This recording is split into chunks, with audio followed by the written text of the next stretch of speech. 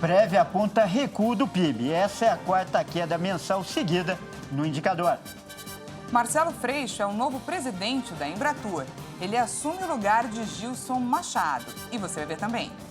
Moraes manda abrir inquérito para investigar a conduta de Ibanez Rocha, Anderson Torres e mais 2 nos ataques em Brasília.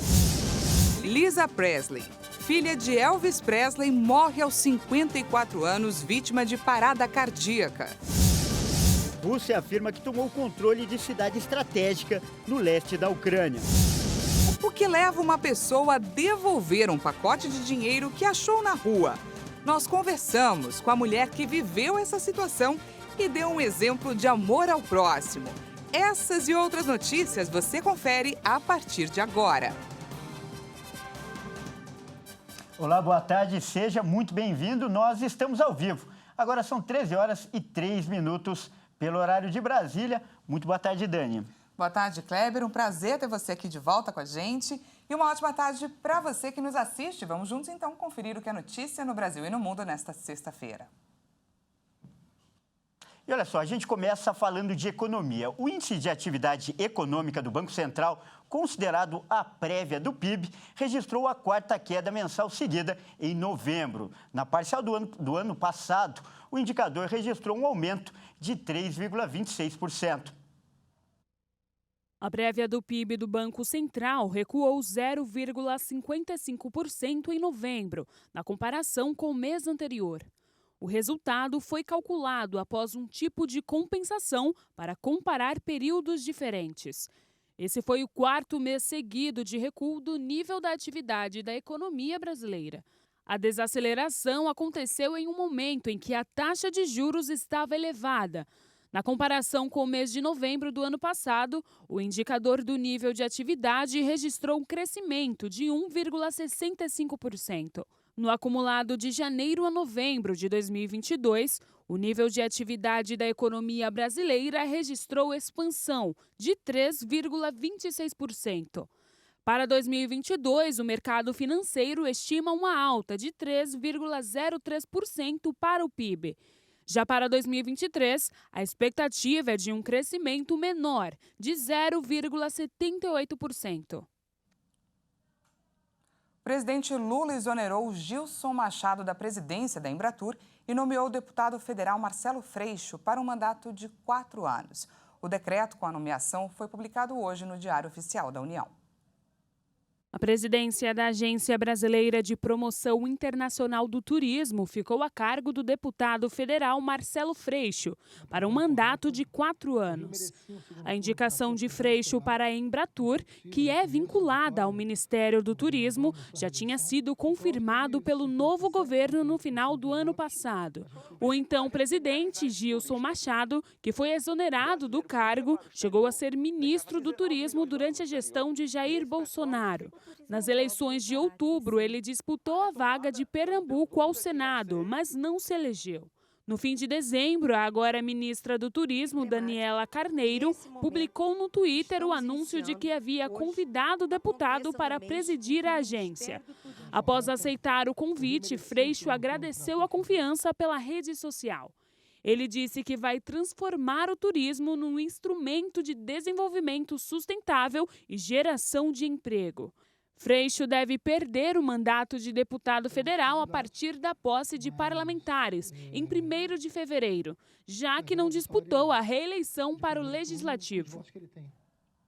A Petrobras informou que recebeu a confirmação da indicação do senador Jean Paul Prats para comandar a estatal. O ofício informa que a indicação de Prats foi aprovada pela Casa Civil.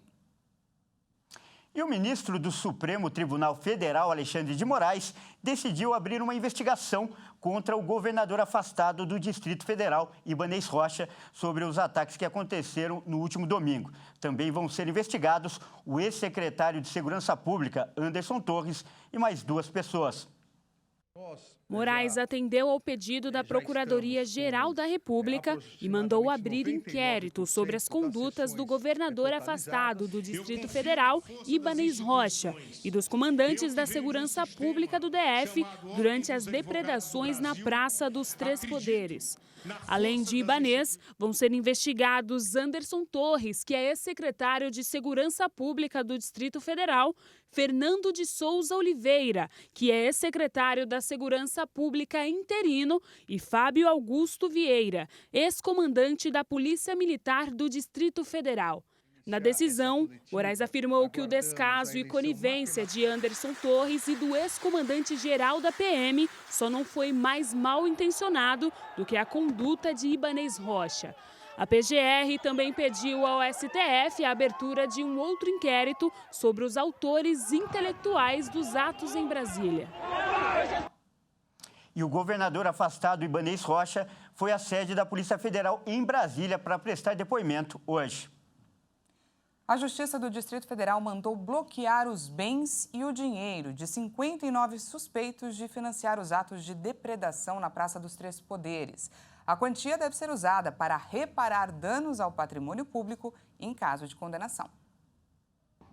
A 8ª Vara da Justiça Federal do Distrito Federal mandou bloquear até 6,5 milhões de reais em bens e valores de 52 pessoas e 7 empresas suspeitas de terem participado e financiado os atos de destruição por manifestantes radicais no último domingo.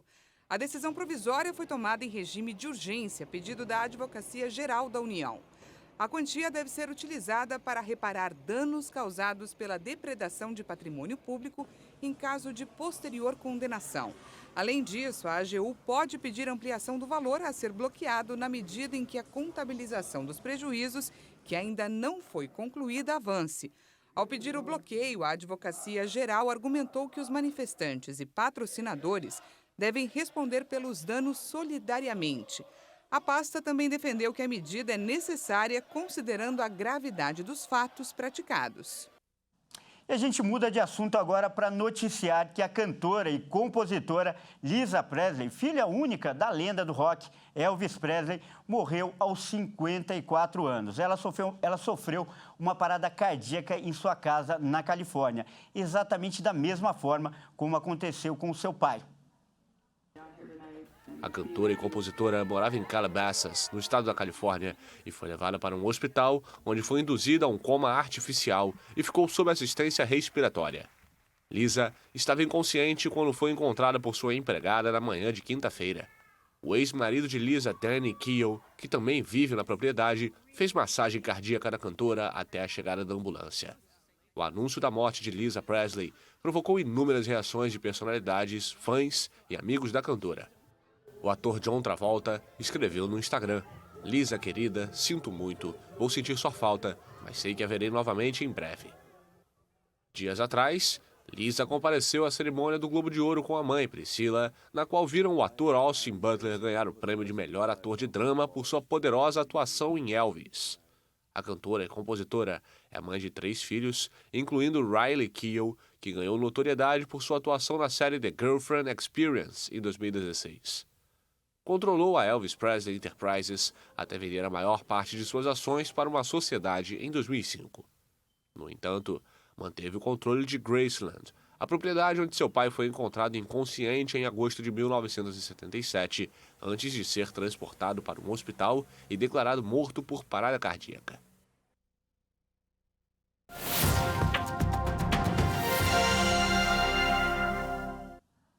A morte da cantora Lisa Presley é um alerta para muitos brasileiros. Afinal, as doenças cardíacas estão entre as principais causas de morte no Brasil. E os números são assustadores. São mais de 1.100 mortes por dia, 46 por hora. Isso significa que uma pessoa perde a vida por causa desse problema a cada 1,5 minutos, Kleber. Verdade, Dani. E olha só, para falar mais sobre esse assunto e principalmente como se prevenir, nós vamos conversar agora com um especialista. O nosso convidado é o médico cardiologista Ronaldo Vasque. Muito obrigado, doutor, pela sua participação e por aceitar aí o nosso convite. Seja bem-vindo. Muito obrigado a você, Daniela e Kleber, e aos ouvintes pela oportunidade de estar aqui esclarecendo para vocês essa situação fatal que aconteceu e como é que a gente pode prevenir isso. Isso mesmo, doutor. Primeiro, eu peço que o senhor comente esse caso da Lisa Presley. Nós vimos nessa reportagem que ela foi encontrada nas mesmas condições, ou condições pelo menos muito parecidas com as do pai dela. Ainda não é possível dizer, é claro, com precisão a causa da morte. Mas esse tipo de problema de saúde é hereditário? Existe sim um fator hereditário na composição da genética das pessoas. As doenças cardiovasculares demonstram sim um componente hereditário. Nos Estados Unidos, há uma média de 1.500 mortes por dia de parada cardíaca ou morte súbita. Aqui no Brasil, um pouco menos, em torno de 1.000. 70% dessas mortes são homens e 30% dessas mortes são do sexo feminino, de uma maneira geral. Doutor, eu queria que o senhor falasse sobre essa questão da hereditariedade e também, ainda continuando no caso, é importante identificar qual é o tipo de doença até para prestar um socorro adequado. Há diferenças entre insuficiência respiratória, ataque cardíaca e parada cardíaca? Explica para a gente. Daniela, aqui no Brasil, 86% das emergências acontecem fora do ambiente hospitalar. E de tal maneira que as pessoas elas precisam se conscientizar e buscar informação de como se comportarem diante de uma situação emergencial para que a gente possa mudar a realidade a estatística das paradas cardíacas no Brasil, ou seja, o índice de mortalidade, tá certo? A maior causa de parada cardíaca em adultos é o infarto agudo do miocárdio, tá? E como eu falei, na proporção de 70% para homens e 30% para mulheres. Essa estatística, as mulheres se aproximam da mesma incidência dos homens quando o estilo de vida e o comportamento feminino se assemelha ao comportamento e ao estilo de vida do homem. E também quando a mulher entra na fase da menopausa e usa anti-anovulatórios, anticoncepcionais, porque ela perde a proteção hormonal que a mulher tem relacionada à saúde das artérias e das veias do nosso organismo. Aliado a isso, você tem os fatores de risco, como hipertensão, que tem uma prevalência muito grande para desenvolver doenças cardíacas graves, inclusive o infarto agudo do miocárdio.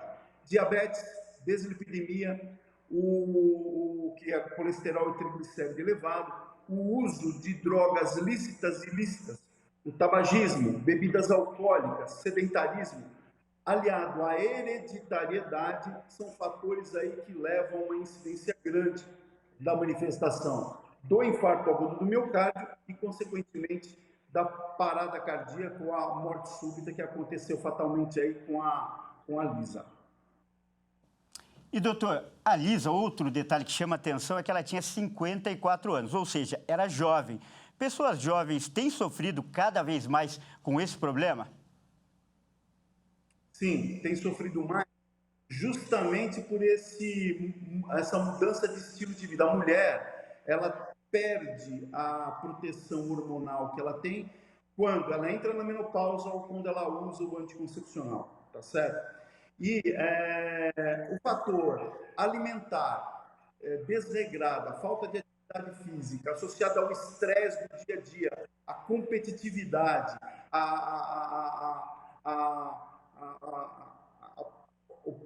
a porcentagem de adrenalina por conta desse estresse cada vez maior na nossa corrente sanguínea liberada pelas suprarrenais. E uso de tabaco, de bebida alcoólica, aumenta a incidência dessa doença e a gente tem observado que jovens com cada vez menos idade estão apresentando a manifestação de infarto agudo do miocárdio e morte súbita, que até um bom tempo atrás era observado mais em pessoas idosas. Tá certo, então, e nós acabamos de conversar, então, com o doutor Ronaldo Vasque, que é médico cardiologista. Muito obrigado, doutor, por essas valiosas informações que, aliás, podem salvar vidas. E veja a seguir, Rússia afirma que tomou o controle de cidade estratégica no leste da Ucrânia. E o que leva uma pessoa a devolver um pacote de dinheiro que achou na rua? Nós conversamos com a mulher que viveu essa situação e deu um exemplo de amor ao próximo. Nós voltamos já.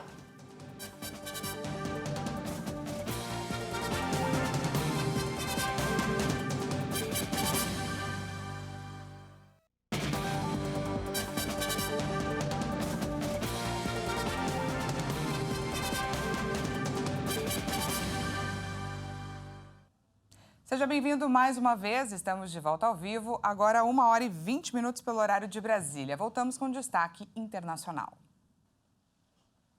E agora a gente fala sobre o conflito no leste europeu. A Rússia disse nesta sexta-feira ter conquistado por completo a cidade ucraniana de Soledar. Após semanas de batalhas intensas, a Rússia se declarou vencedora da luta na cidade de Soledar.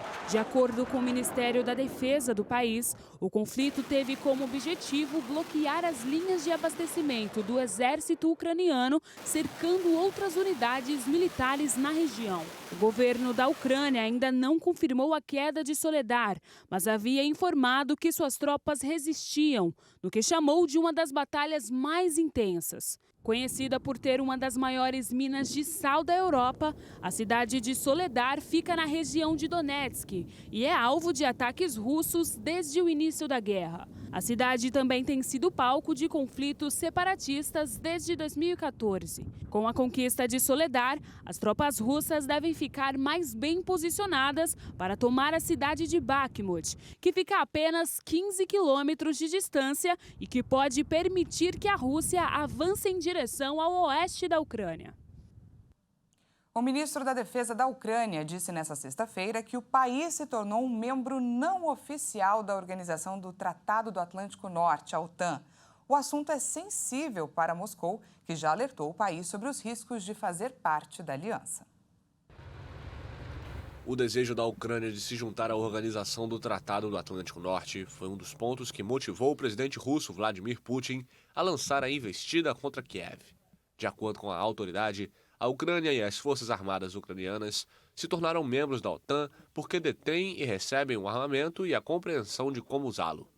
De acordo com Reznikov, não existe nenhuma razão para a afirmação ser considerada controversa. O ministro ainda acrescentou que tem certeza de que, em breve, o país vai se tornar um membro formal da OTAN. Reivindicada por Kiev, a adesão implicaria uma obrigação de assistência mútua, segundo a qual os outros membros da aliança teriam de intervir militarmente para apoiar a Ucrânia contra a Rússia. O assunto é sensível a Moscou, que já afirmou reiteradamente sobre os riscos de uma possível incorporação. E a passagem de um tornado no estado do Alabama, que fica no sul dos Estados Unidos, deixou 6 pessoas mortas e causou estragos por toda a região.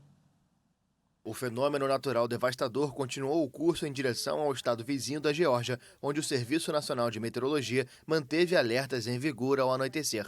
Todas as 6 vítimas morreram no condado de Altoga. A governadora do Alabama, Kay Ivey, declarou estado de emergência neste e em outros 5 condados.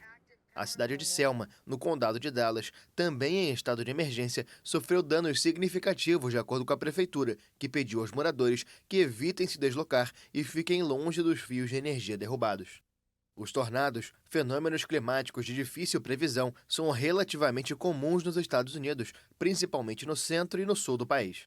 No final de novembro, 36 tornados mataram 2 pessoas no Alabama. Ame ao próximo como a você mesmo. Quem não conhece esse mandamento, não é, Kleber? Verdade, Dani. Não tem quem não conheça. Pois é, uma mulher mostrou que esse trecho tão bonito da Bíblia fica ainda mais lindo quando é praticado no dia a dia, na vida real. Ela achou na rua uma bolsa com R$ 1.700 e, mesmo estando desempregada, com muitas dificuldades financeiras, resolveu devolver o dinheiro para a dona, não é, Kleber? Verdade, Dani. E olha só como as coisas são. Ela acabou sendo recompensada por esse gesto nobre. O empresário ficou sabendo da história e acabou oferecendo um emprego para a mulher. Eu conversei com ela. Ela chama Jéssica e ela vai contar agora os detalhes de como as coisas aconteceram. Vale a pena assistir, mas principalmente se inspirar nesse belo exemplo. 6 meses desempregada e muitas contas para pagar. Essa era a situação da Jéssica. Estava muito apertada? Eu tava muito apertada, tava cheio de conta, porque eu também ajudo em casa, né? Eu moro com a minha mãe, com meu avô e com meus irmãos, né? Então a gente é responsável pela renda da família, né? Eu tava conseguindo pagar, mas eu tive que diminuir quase todas as parcelas. Em casa também eu não estava conseguindo dar dinheiro. Mas no dia 2 de janeiro, uma oportunidade surgiu no caminho dela. Jéssica caminhava distraída pela rua quando se surpreendeu ao encontrar uma bolsa caída no chão. E dentro havia R$ 1.700 em dinheiro, tudo o que ela precisava. Esses R$ 1.700 fariam diferença, ajudariam você nas contas? Ajudaria. Naquele momento ajudaria muito. E mesmo assim você decidiu devolver. Por quê? Porque eu queria se eu perdesse, era o que eu queria que a pessoa também fizesse, né? Na hora eu realmente só pensei em devolver mesmo para a pessoa, que eu pensei que a pessoa deveria estar desesperada, né? Precisando. E a Jéssica devolveu o dinheiro, que era o salário de uma aposentada. O gesto nobre fez sucesso e viralizou nas redes sociais. E também virou notícia em muitos sites e na televisão. E a moça ficou conhecida. E tudo sem esperar nada em troca. Mas a recompensa veio. Esse empresário que administra um lar para idosos viu a notícia e decidiu contratar a moça. Eu fiquei sabendo pelas cidades online, né, de uma jovem que estava desempregada e que devolveu, né, uma quantia de R$ 1.750 para o dono. É uma atitude honesta, digna, né, de um ser humano, né, que nós almejamos ter por perto, né? O trabalho do Recanto Primavera basicamente é cuidar de idosos, né, e pessoas que têm caráter, de honestidade, assim como a Jéssica teve aquele pequeno ato, que nós almejamos ter por perto. Jéssica agora está empregada e vai ganhar bem mais do que os R$ 1.700 que ela encontrou. Mas de onde veio a motivação para esse gesto tão nobre? A Jéssica é cristã e logo que viu o dinheiro, lembrou de um versículo da Bíblia. Ame ao seu próximo como a você mesmo. Foi conhecendo a Jesus que me ajudou a tomar essa decisão, a pensar no próximo.